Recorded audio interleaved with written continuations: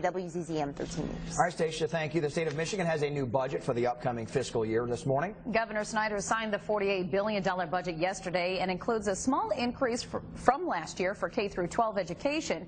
Michigan's lowest funded school districts will get a $120 per pupil boost. Grand Rapids School District was glad the budget signed did not include a $5 million cut that was once proposed. Still, per pupil funding for Grand Rapids next year will remain the same as this year.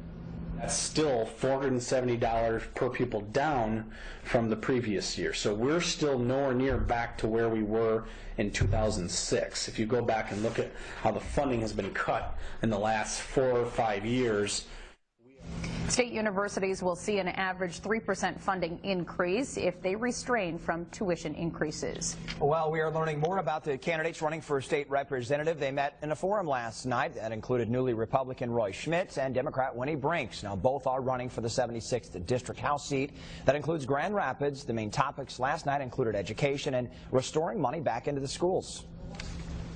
Grand Rapids Public Schools have done nothing but become lean and mean. They privatized many services. For special education, they're the center for the KISD. We can't penalize them anymore. We're cut to the bone.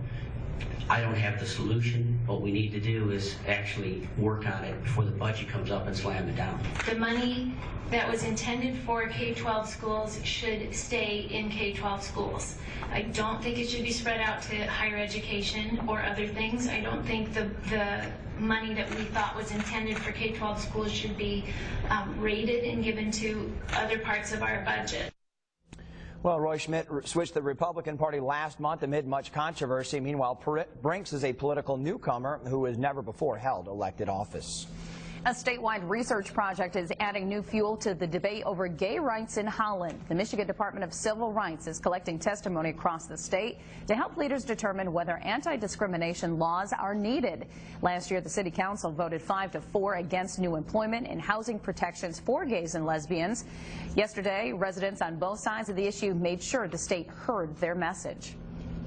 I've heard from people that their boss doesn't know that they're gay and makes comments about how they would not hire a person who's gay or who's a lesbian. Where does something like that stop? When does the person that decides that bestiality is for them or being a pedophile is for them, that's their sexual preference, and now they feel discriminated against because of their preference? Well, the Department of Civil Rights is also making stops in Jackson and Ann Arbor and 2 other cities that will be determined later. The final report is expected in early 2013. Well, citizens research